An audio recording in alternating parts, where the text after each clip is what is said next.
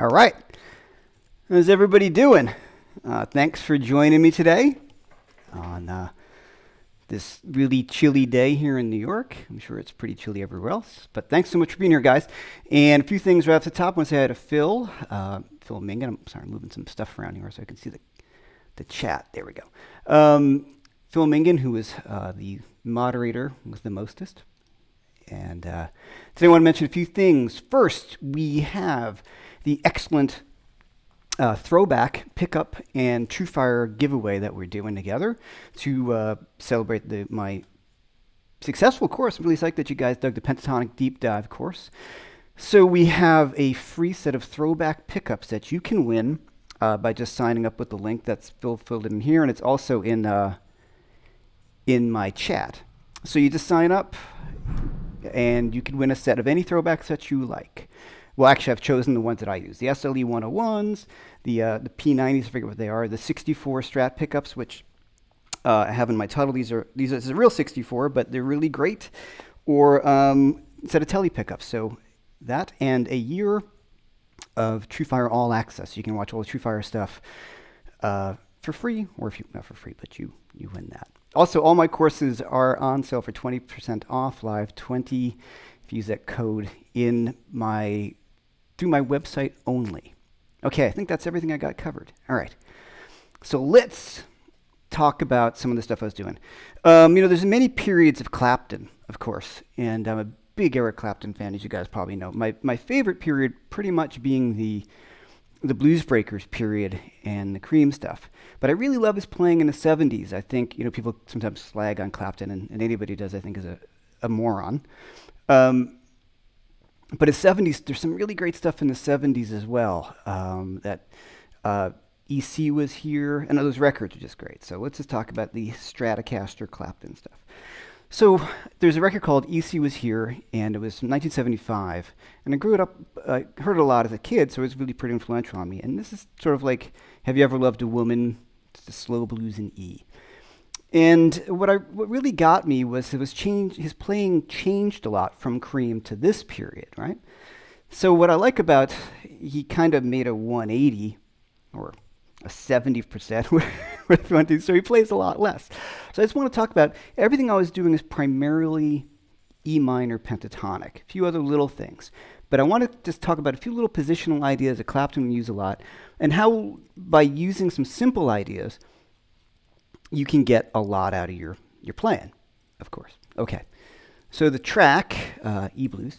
So let's just talk about, that was kind of cool. I'm sitting really close to my amp, and I go a little overdrive. When you're this close to the amp, it just kind of feedback. It's a cool sound, though.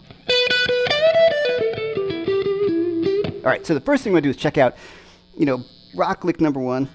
Sorry for the buzz, Brooklyn apartment. I wanted to hit that root. So let's think about this one cool lick that is really the staple of rock and roll and blues, and it's going to be this. That's right, so I'm going to play this. The main idea is this. Playing that E right there, I'm going to slide from my D on a string below, and slide up. So the reason why we want to do that is we can vibrato that note, but it's much easier to vibrato the second string than it is the high string. Less tension, get a little more grip on it, thicker string. But the lick, all right, now let's hear that. Right off the top, I'm starting my 5 chord. Right off the top, here we go.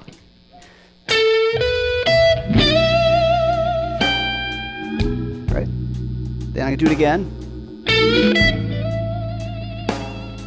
Kind of vibrato it.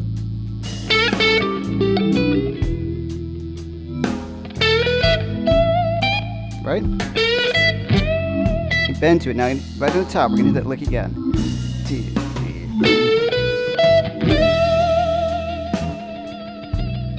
Right? Now I'm going to rephrase it.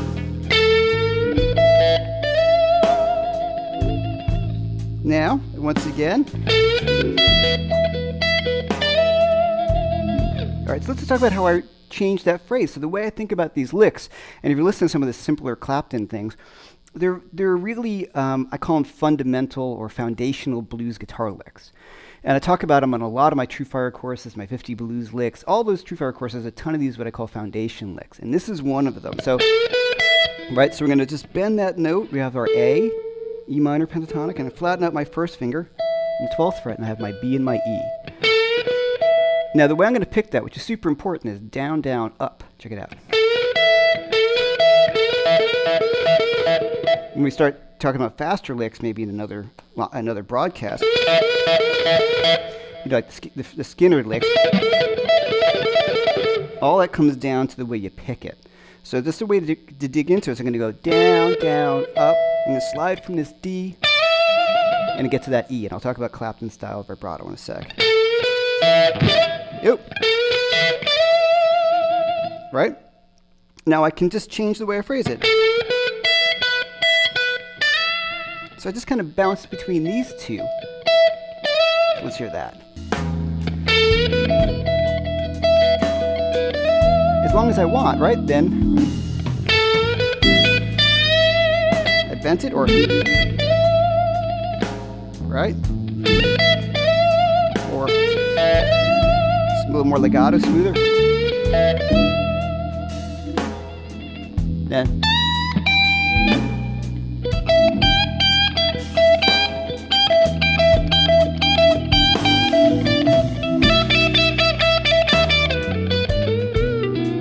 a lot E's, right? So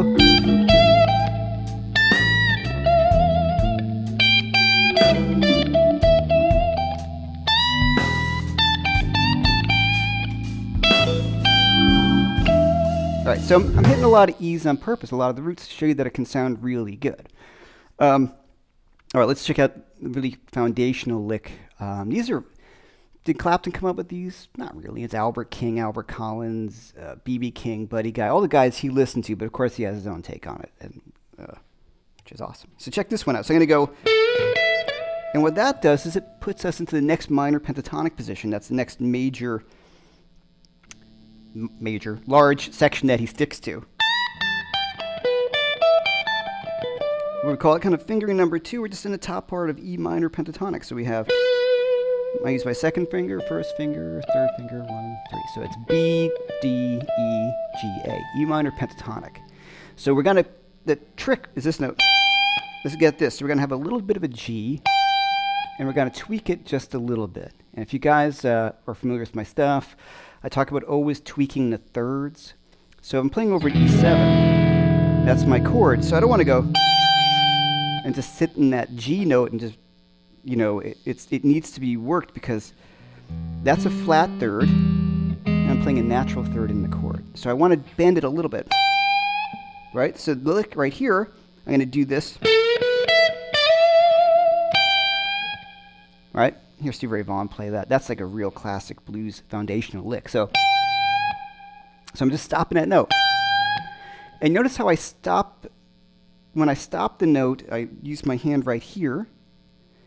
But I don't stop the bend until I stop the pitch. I'll show you in a minute. If I stop the bend too early, but if I go, like, you know, so I can time how fast I want to bend that.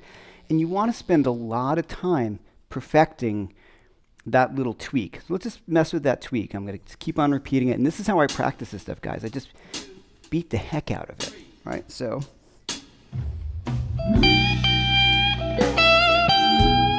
Right? So I'm going to 4 chords.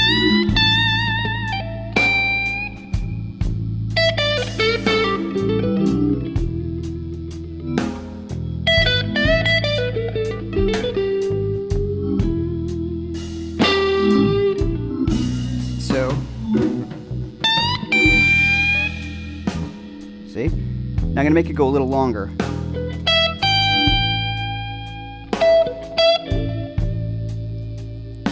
Again.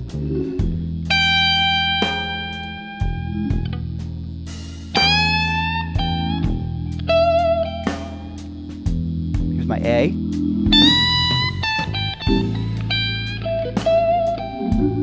I'm never just going to sit. Even vibratoing it, it's always a tweak.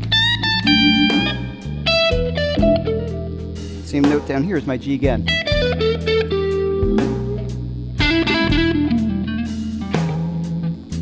So G again.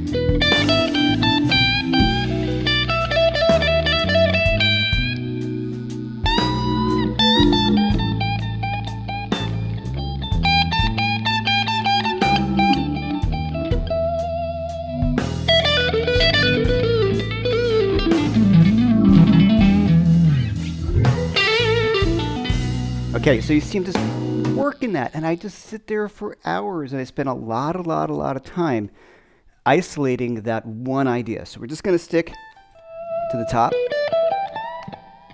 So you hear Stevie Ray Vaughan play this one all the time, and therefore Albert King, you know, it's that lick. And it's that subtlety of getting that bend as opposed to, but the way you phrase that, it's everything, and I can't stress enough how much time you have to just put in on that. You ain't gonna get it unless you put the work in. And so, I know I'm beating this stuff into the ground, but this is how I do it. This is how I did it, and this is how I still work on these ideas. I'm starting at 5. Doesn't quite work great there for me.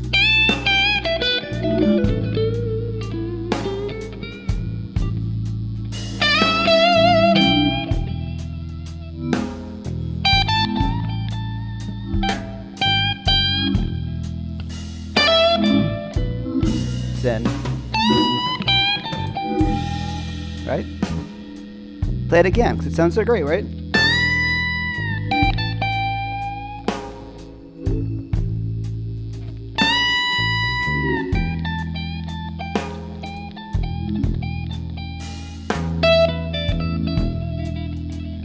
I'm gonna play still work on it, because it still sounds great, right?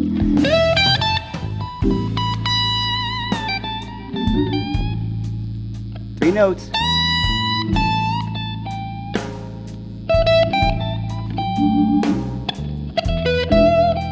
It's live.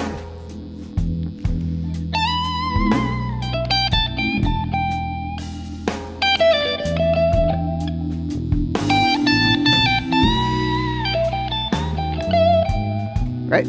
Same thing, and then again.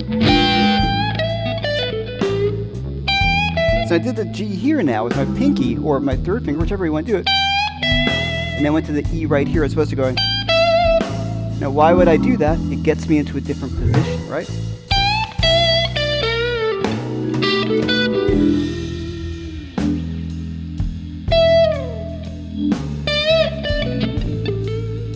Here's that G now here.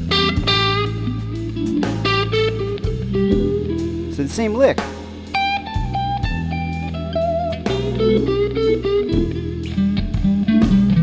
All right, let's talk about that. So one of the ideas is just because we know it in one position on the guitar doesn't mean we know it everywhere else. You want to start taking that one idea and moving it through. And if you listen to Clapton on this EC was here, you hear a lot of this stuff a little later in his career, like I said. There's a great old whistle test. That's the name of the show from England that a friend of mine hit me to on YouTube, where he's playing Double Trouble. He plays great on that too, the old minor blues. And a lot of this kind of subtle playing. All right, so once again, we're going to do that G slight bend to the E, G slight bend to the E. I'm going to bring it down an octave. And I'm going to bring it down one more octave. G, A, G, sorry, G, E, G, A, G, E. Okay, so I can get those words right. Oh, wrong track. Hold on. iTunes. All right, so I'm going to use that same lick in different octaves, right? G bending it up, then to E.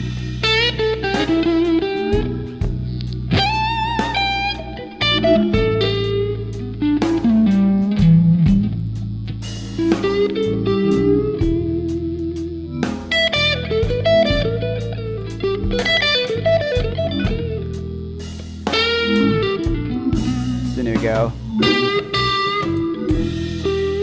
Go, right? So I can same lick.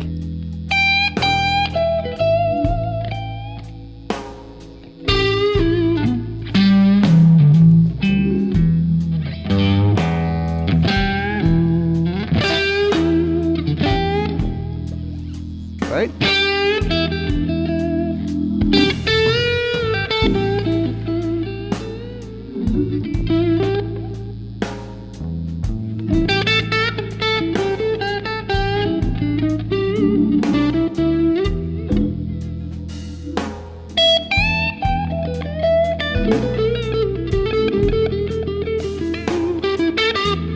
Okay, so as you can see, I really have just played three notes. There's some little fast fills on the very top. I wasn't going to play three notes for 5 minutes, but what we've just been talking about is that kind of cliche of sometimes less is more, sometimes one note can say it all and all that. Not always true. If you played one note to the whole thing for 5 minutes, I would lose interest. But those three notes and really learning to work those, and anybody good does this. All the guys we talk about can do this. The classic guys, Beck, Page, John Mayer's great at this stuff, Bonamassa, anybody, my friends like Kirk and Josh, all those guys, Matt, everybody can do this because we know, it's an essential part of the vocabulary. And we spent a lot of time just making sure that thing sounds right. And I would have to tell you, when I was younger, I just breezed over it. Yeah, I got that. How hard could that be? And I listen back to even I got to say, early TrueFire videos from me. I started working with them 15 years ago. And I listen to my playing then. I'm like, oh man, no, I don't, that's not right. It's so much better now. So these things can progress as you keep on doing it and you know, it gets better, you get better. This stuff especially. Okay, so we had that foundation lick number 1. Right then. Now this, that's a big kind of 1, right? So I'm going to bend this A to the B. All right, now this is Albert King for sure, and Stevie and Clapton. So I'm going to bend up.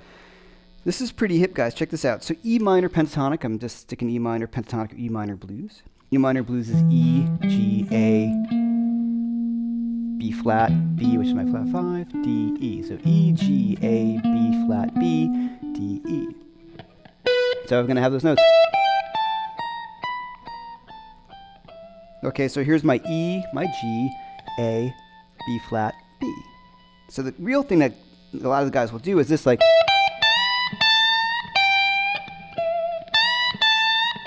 So I'm going to bend up the A to the B, then bend up a half step to the B flat, and I'm going to bend my flat 3 a bit, that tweak, to the root.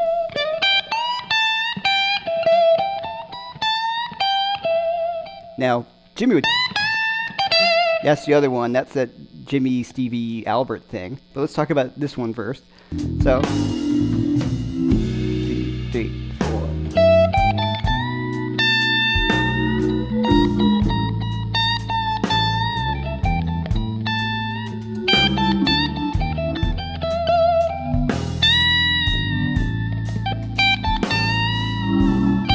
Yeah, right?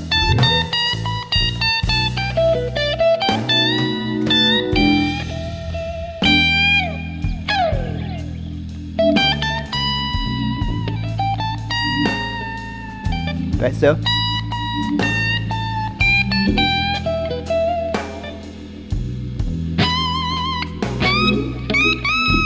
Go. Heard it.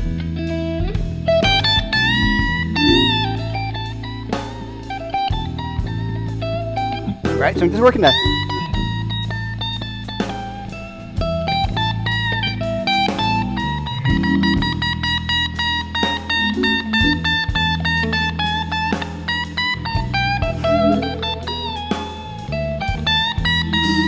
Okay, so you guys get the idea. What I'm doing, besides tuning, I felt that string slip. There it is. I'm gonna bending up the A to the B, then release it half step. So, but I want to do that with a bend. Tweak that 3rd. All right, so.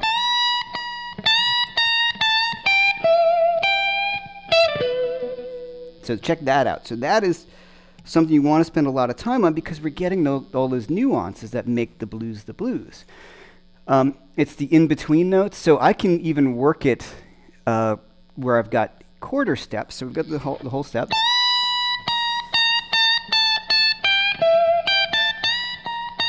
Like, but I got some other notes in between there.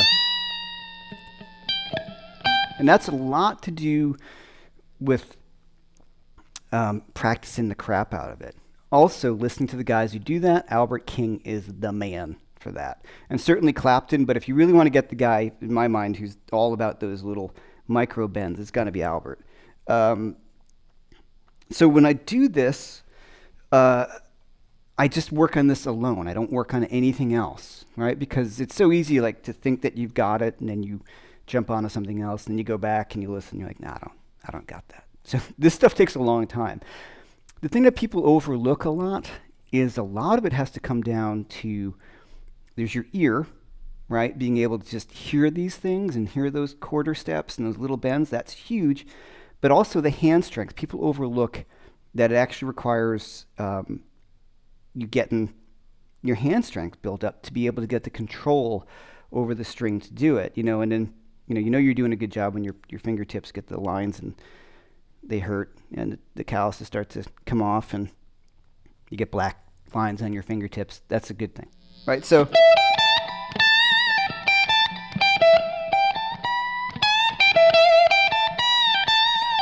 all right, so I can do it all day.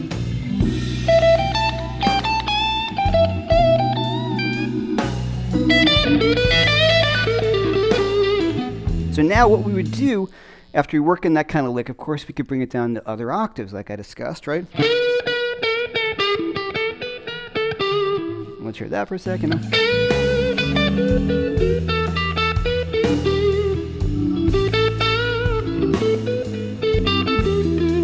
Okay, so we're just talking a little bit more Clapton.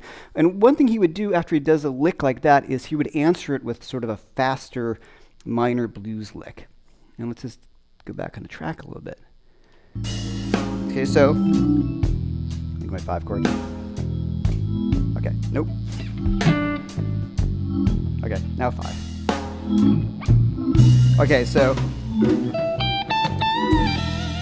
right, got this.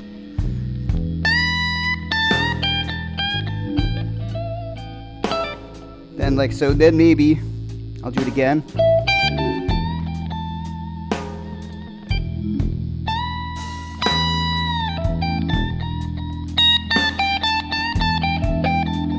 Then maybe that lick.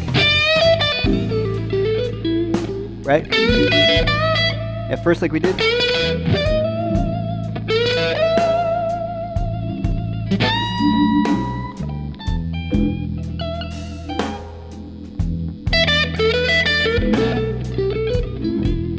Right? Now, the Clapton stutter lick.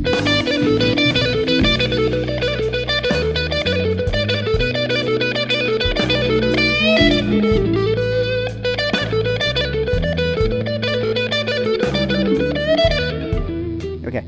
Now, Clapton plays that one a lot. Plays it with Cream, and this lick, just E minor pentatonic.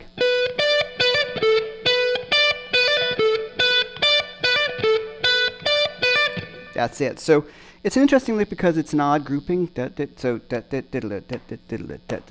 So when you hear it, you do slow.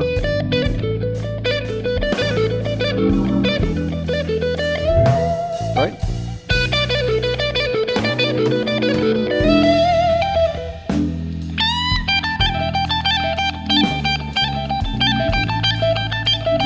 Same lick, right?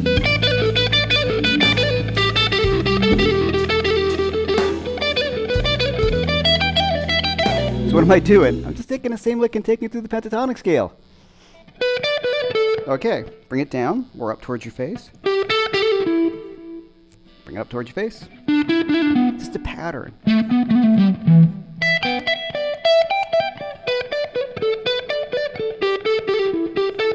Right? So this is a repeated idea, so let's just run through that.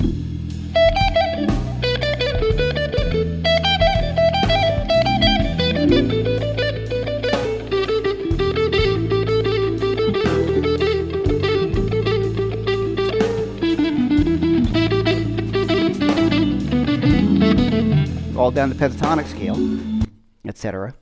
But so today, if we look at it, I've essentially played, since we were talking, I suppose off the top, I played probably about 3 or 4 ideas. And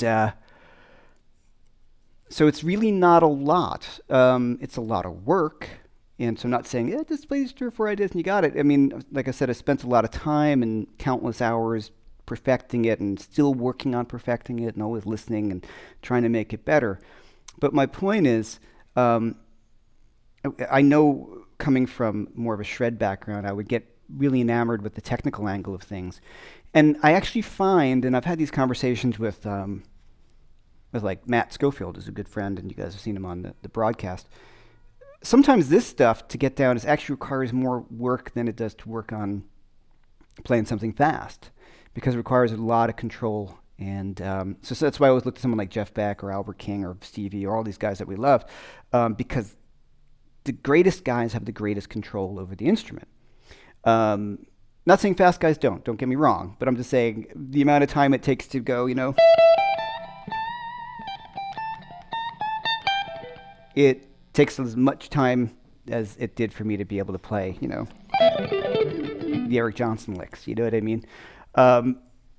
Okay, so I'll get to the questions in a second. So really, like I've said, guys, I'm playing 3 kind of licks. We did this foundational lick number and all the variations on that. right? Then we moved up to here. Tweaking that flat third.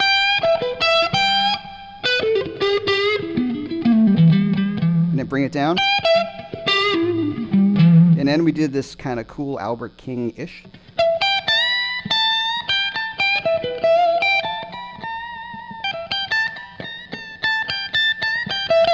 And that Clapton starts digging into that on that. You see what's here, and he's doing like the pinch harmonic. He's getting those pinch harmonics on that as well. So, all right, what do you guys think? Any questions? I think this has been fun. Happy to answer questions for you. Once again, I have the tip jar. I see some people hit the tip jar. I really always appreciate it so much. Once again, I say this every week, and I truly mean it, that I really look forward to this because, you know, it's a difficult time for everyone. And what I really like is that I know we can meet here, and it's been growing, and it's a lot of fun. And I think hanging out and just talking guitar for an hour is a ton of fun. So I really appreciate you guys being here. I always appreciate everyone hitting the tip jar quite a bit. That helps a lot. TrueFire courses, that's a great way if you want to help me directly. You can pick up the courses through my site with the code LIVE20. Of course, basically kind of stuff like this. The pentatonic deep dive, I think would if you don't, some people have it already. It's a good one, I think, to get you started in understanding how the pentatonic scale works across the fingerboard. Also, the ThroBak giveaway, a set of ThroBak pickups and a year of TrueFire free. Sign up by December 6th, and the drawing is on December 7th. Okay, so I had one other thing I was going to say. I don't remember. All right, it'll come back to me.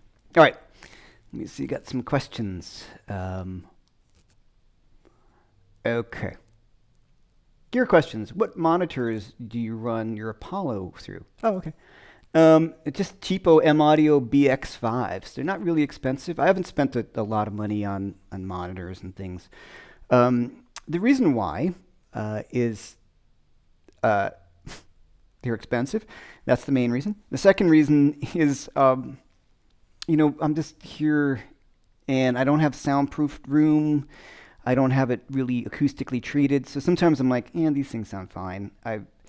When I record stuff for other people, I listen to it through the monitors. People are like, oh, it sounds great. So I think it sounds good enough for where I'd like. I'd like to maybe at some point get better monitors. But these are relatively inexpensive, the M Audio BX5s. And they're outdated now. There's another model, but just use them until they break, right? I have no desire to buy another. Spend more money where I don't need to. Have I explored J.J. Cale's music? Oh, yeah, sure, of course. Yeah, absolutely. Yeah. I mean, he wrote some of the great Clapton tunes, right? Okay. Now we'll say hi to everybody in a minute, too. Blah, blah, blah. Okay, you said go to the vibrato in a minute. Oh, yeah, technique tips. Tom, thanks, man. Thanks for bringing up the vibrato. Okay, there's this specific thing that Clapton does that I stole from him. And it's this, normally the way I vibrato, it's kind of like you're turning a doorknob, right? You just kind of, my thumb comes over the top. Right, I'm moving this wrist like this, like I'm turning a doorknob. Push down, and it's almost like that's an exaggeration. Now, what Clapton does on unbent notes, that's the way vibrato's regular notes, because that's the only way you can do it. But what he does on an unbent note is this whole hand thing, which is just awesome. Right? So it's this moving this whole hand up and down, either with the first finger, which takes some work with the first finger for sure.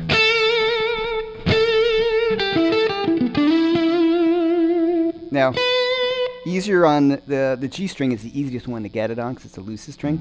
But so I'm just doing this. If you watch some of the Clapton videos, even if he's doing this double style, like, he just kind of moves the hand like this. But the single notes, see, I'm moving the whole arm. So it's just like that. My thumb is in the back of the neck, but not really anchored. It's just kind of there. And I'm moving the hand up and down, keeping my fingers rigid, and allowing the string to pull itself back down to the 0 point, right? So it's important to not go like, because you're sharp. So I'm bouncing up and down, right? Like that kind of thing.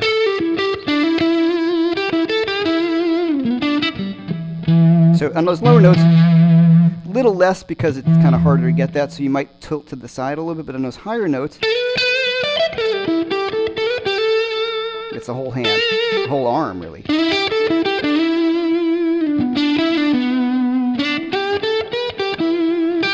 Right?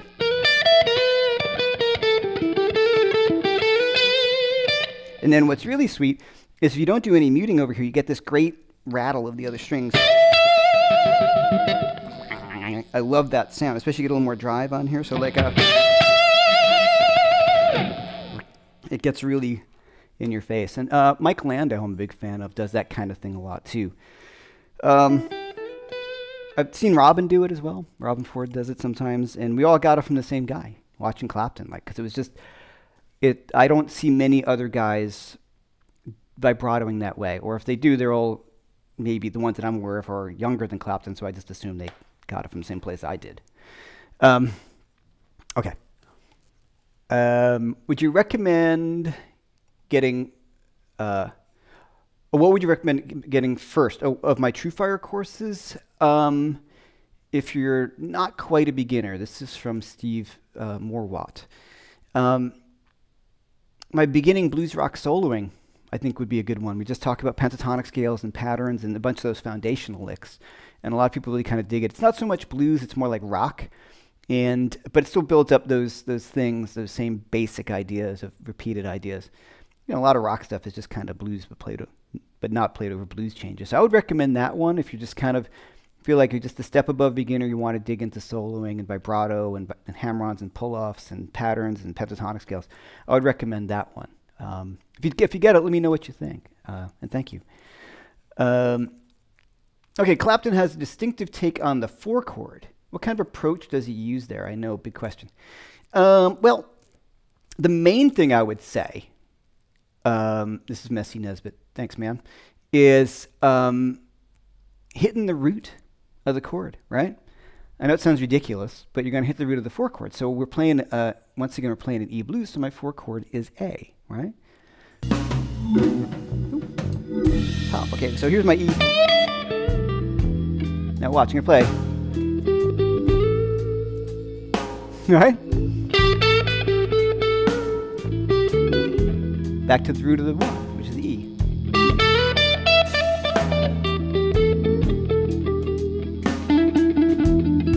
Now I'm going to play the A again. Or I can play the G, which is my flat. E is cool, but the A and the G.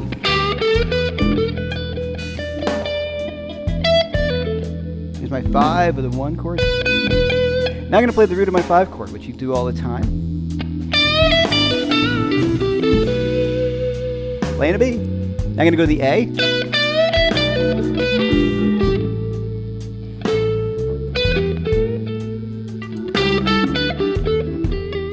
Right?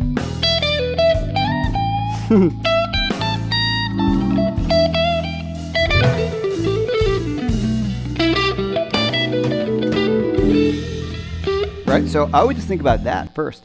You could start getting in deeper, but just hitting the notes of the chord, hitting the root of the 4-chord, which we know a lot of times we're just thinking E minor pentatonic. We hit a lot of E's because we're not thinking anything, you know, we're guitar players. So we think about a pattern, and I'm an E, I'm going to play a lot of E's, which works, but it gets a bit tedious after a while. So you can choose other notes from the chord. So A7, A, C sharp, E, and G. If we're just sticking to E minor pentatonic and E minor blues, which we are doing today, I'm just hitting the A and the G. So just to beat that idea into the ground one more time, I'm just playing E minor blues today. And I'm doing that on purpose because that's what you should do, I think. Not to tell you what to do, but that's what I do. You limit what it is you're trying to do. So if you think like, oh, I have all these courses on chord tone soloing, which I highly recommend, and outlining the chord changes and all that. But it stops sounding like this kind of blues when you do that. And also, if you want to work on these kind of licks and that kind of Clapton period in those particular tunes, he's not really doing anything that outlines, he's not playing anything that's usually outside of the pentatonic scale. So inside the pentatonic scale, there are notes of each of those chords, the 1, 4, and the 5 chord. So that's one thing I would look for. Okay, so in my 1 chord E7, those all kind of work, except for the A, right? I'm not going to sit on the A. Not a great note on the E chord, but I'm going to go to the A chord. E is great, the A is great, and the G is great. Then I go to the B7 chord. Less notes, but I have the A and the B. That's cool. The F sharp I'll throw in, because it's there, but I'll just work on playing E minor blues over the whole thing. Okay. Look at that here.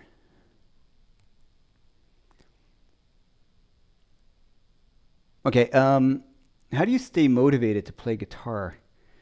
I love a good practice routine, excuse me. Yeah. You know, it goes up and down. Here's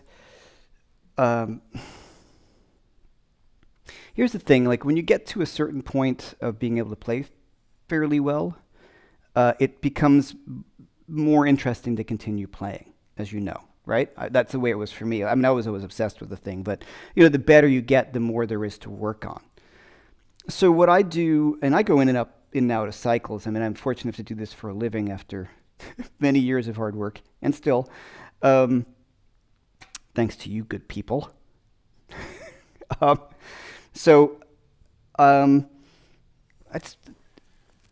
Richard, and sorry, you just said like a guitar you love. Okay, so things I look for motivation is I'll just play stuff I really like.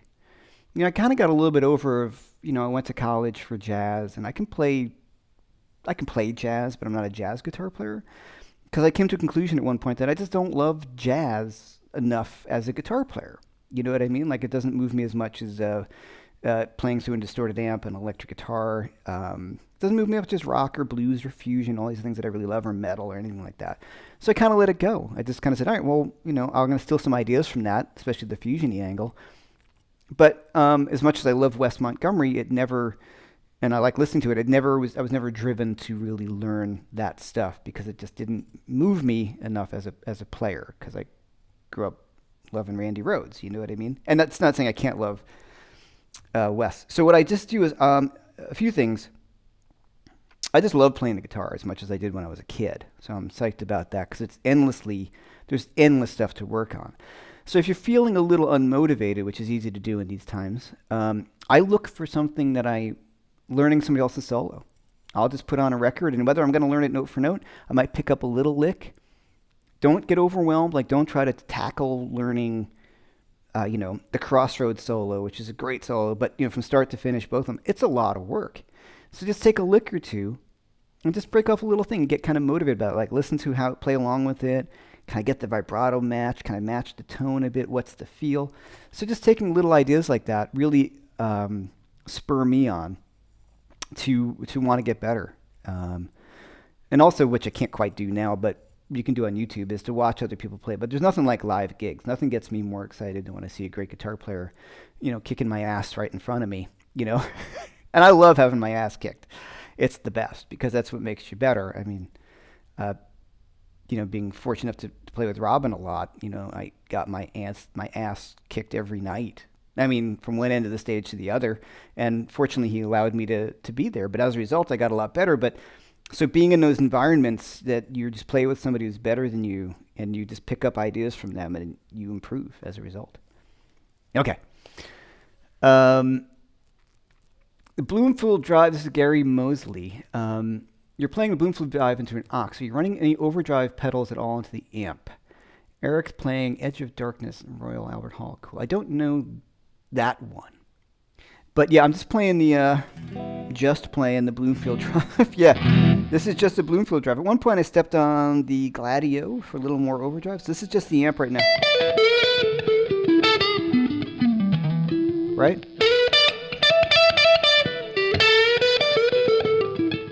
And my bridge. Right? So now, roll back, cleans up. I'm on the overdrive channel. If I went to the clean channel, I mean, I kind of have it set so, I mean, it's not truly an overdrive channel. It's just cascade, gain, blah, blah, blah. So that's mainly the amp. That's also why it's probably like my favorite amp ever. And then, so here's the overdrive channel. And then I'm going to hit the Gladio.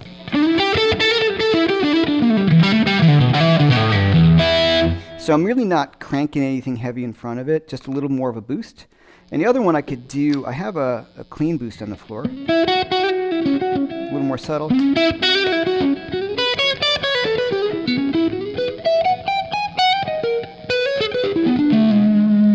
it off. Then clean boost, and then the Gladio. And the both of them. Yeah, and just like I said, when you're sitting that close to your amp, even if you're not cranked, it's still the proximity that kind of gets some of that vibration going on and that horrible sound that you're on stage and that squeezes through. So that's also a thing of like just turning off your pedals, like remembering like, I got to turn off my pedals, because if not, you got to get that screaming loud sound. All right, so Phil is telling me at the bottom, of course. Hold on, okay.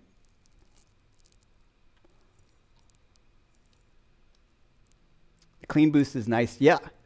And yes, Robin Ford is a good person to have kick your ass. Well, let's just talk about that for a minute. Yeah, I mean, he's such a great guy. I consider him he's one of my really dear friends. Really generous person. And to give me all that opportunity to play with him like that. And, you know, he was always loving, but sometimes just like, you know, sometimes he was like, yeah, that sucked, or something like that, you know, which I really appreciated, because I knew it was coming from the right spot. There was no holding back. It was just like, yeah, man, you could do better than that. Or what are you doing? And you're like, oh, okay, I won't do that again. So, it's a great person to get your ass kicked by. Okay, one other thing I was doing was, you know, using the volume knob on the guitar, right? And you guys noticed when I was playing softer.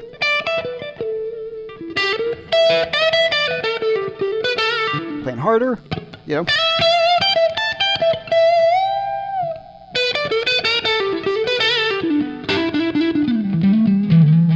Right? Then the bridge. So I can play softer.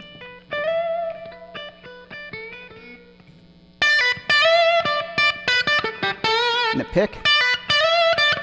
So I'm using my pick, I'm using my fingers, I'm using my volume knob, I use my tone knob a bit.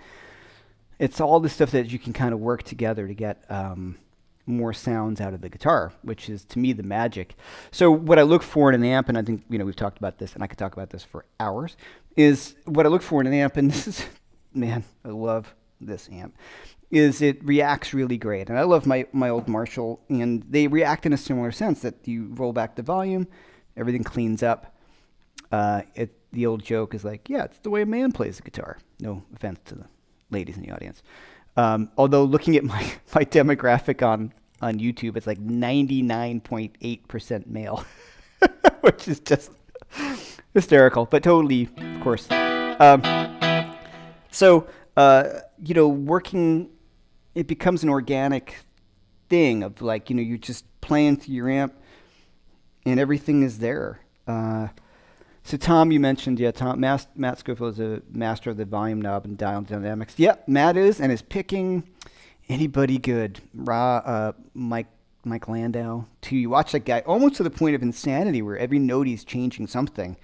And it works for me because just sonically it's so beautiful. So and another thing that, just an aside, when you're mentioning Matt and talking about Landau and talking about Robin, all these guys play really loud, but they don't play, but you don't feel like they're playing super loud when you're there. Well, Robin, you do. He's really loud. But they play really loud because so they can be more dynamic on the instrument. So we've talked about that. So can you briefly touch on using a pick and fingers on some licks? Kind of tricky to adjust holding. Okay.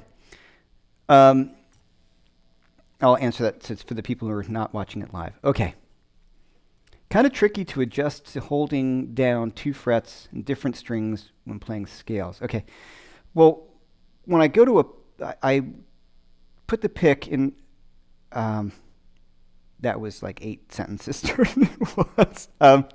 Okay, I hold my pick normally, like your whatever normal is between your thumb and your first finger. And I just do this move where I kind of just move it like that, right? And I personally put it here between my first finger and second finger. Some other people will kind of palm it a little bit. I can't get it out, but so this way I can change the pick, fingers. So as I'm playing, here's the pick right here, right? So it's there, picking. Then I kind of just, so it kind of curves in and it kind of sits in my hand like that. So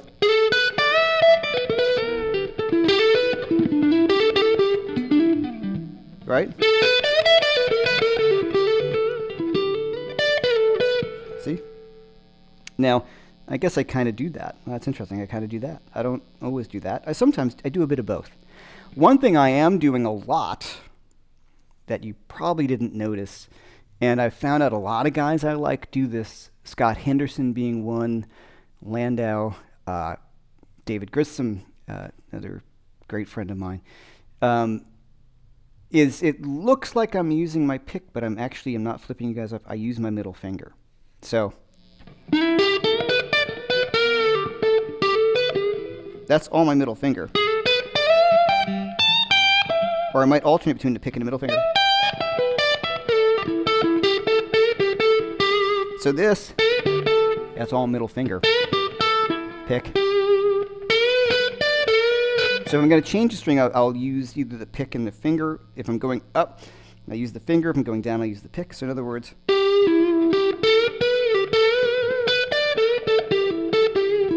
as opposed to putting the pick in my hand this way.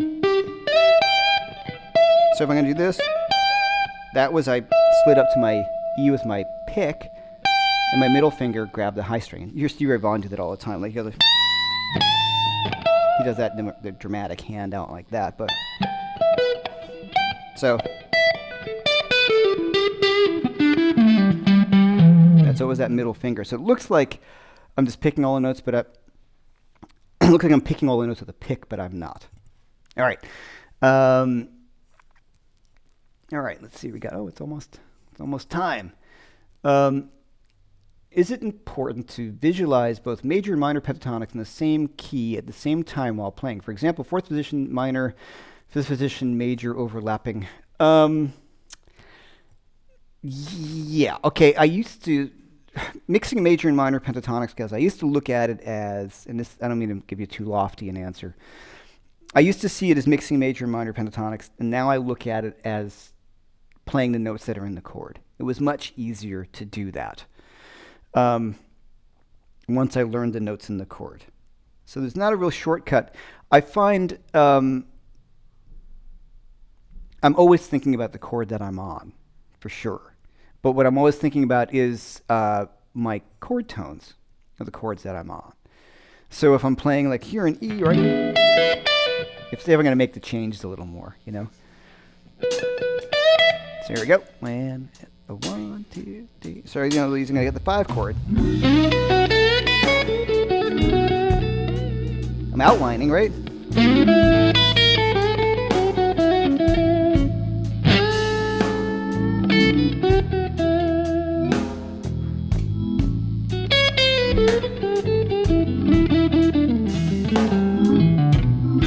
So I'm really good at the E7.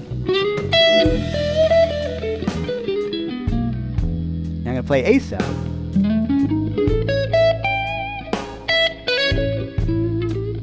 E7.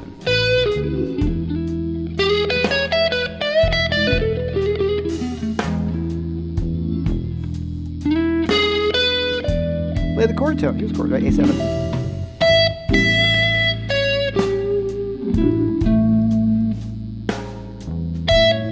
Then my other notes around are E minor pentatonic.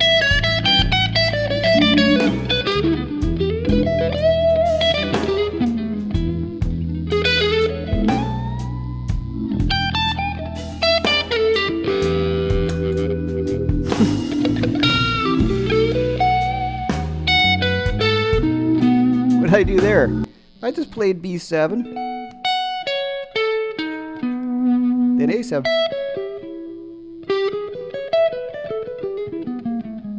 Okay, this is a whole other thing, but what I'm saying is if I see the chord in the position I'm playing it and all the other surrounding notes are minor pentatonic, that's a great way to look at it. I know it seems a bit, that's a lot to do, but if you look at the picture of the chord, and I've got a lot of courses, chord tone soloing and blues arpeggios to talk about this. Very often, if you're having a problem, just play the chord. If you want to get the sound of the chord change in your head, just play the chord. When you start doing that more, as you notice when I did it, it does not sound like Clapton circa 1975, right? It starts to sound more like B.B. King or like Robin or Matt or Clarence Gatemouth Brown, or just a little more bluesy, a little more jazzy, right? A little more, I say, sophisticated. I don't mean that as a judgment call. It means it's just a little more harmonically rich. Okay. I was playing dominant seventh arpeggios. Yes, Dennis, that's just popped up. Yes, playing dominant seventh arpeggios for sure. Can I throw about the chromatics I throw in? Not today, but I will. And I have another lockdowns. That might be a good another one to do for the broadcast, just because it gets so, that's other hours and other hours to talk about. But the main thing, and this is just back to my original conversation about what this thing was, the first half, was having done tons and tons of workshops, people always seem to want to know how to play, the diminished scale, especially the stuff when Rob and I do together. It's always about, I want to learn to play a diminished scale and altered and this and that. And then you hear the guys play, and we're like, how about you nail down the pentatonic stuff a little more?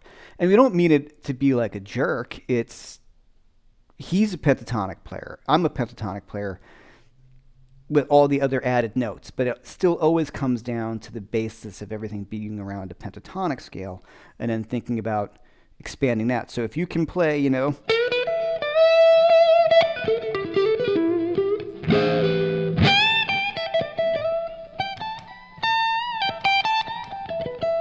that's pretty cliche stuff, but you have to know how to do that to be able to kind of get out of it. I'm very careful with some of those licks on gigs. Like I try never to play. I mean, in many ways, because it's so strong of Albert King and Stevie that sometimes I try to stay away from it a little bit, just because you play it, suddenly you're sucked into that amazing sound of those guys, and you're just like this vortex of coolness that is very easy to kind of fall into. That's a tangent. So you want to work on those licks before you start thinking about, I got to nail chord tones. And then you start thinking about, as I said, well, chord tones to all these three chords in an E blues are contained in an E minor pentatonic scale. So think about those first, right? So there's one, my four chord, back to the one, my five chord, my four chord, my one. I hit the changes by going. I mean, do you guys have that? I don't mean that as it sounds kind of jerky to say. I know I didn't have that for freaking years, and I'm working on all this other stuff, but I didn't play that well and confidently for a really, really long time.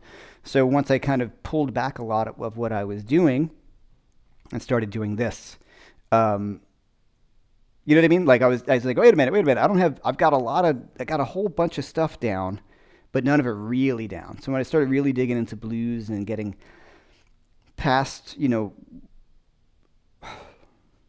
not giving a crap what other people thought about what I should be working on, what I wanted to work on, that I started digging into the finer points and then making those changes and thinking simpler. And then once I felt like I was a little more based in some of the simple stuff, then I start adding in some of the stuff that I knew. Okay. Keith, 5 Watt World is here. What's up, Keith? Just jumping in. You almost missed it. Everyone has had a Keith. Awesome. We were talking earlier. Okay, so guys, I can't thank you enough for spending time with me. If you, oh, sorry. Okay. Do you still do Skype lessons? I do. You know, I'm a big idiot. I opened up my spam folder and I almost passed out. So a bunch of people have contacted me about lessons. I had set all my spam filters to allow them in, and I opened it up and I was like, oh my God. So if you have not heard from me, you can try to hit me up again through my website, and I'll be digging into the spam and sending everybody who's contacted me an email back. My biggest apologies to anybody who has not heard from me, which is a bunch of you. Spam, I just need to remember to check it all the time, which I don't, because I'm like, I get some. Okay. Any final questions, guys, before I jump out? All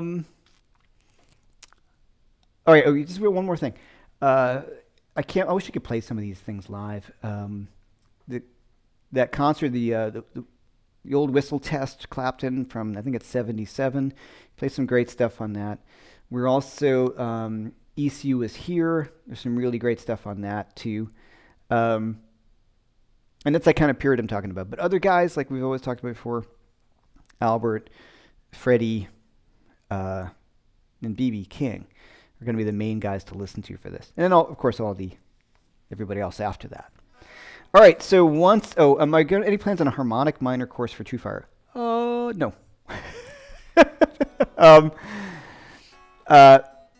The reason why is I can't really figure out enough to do in there, but I could talk about harmonic minor here someday because I do use it quite a bit when the proper time is used. And most people don't know really when the proper time to use it is. So yeah, we'll jump in. I could talk about that on here too. So once again, thanks for being here.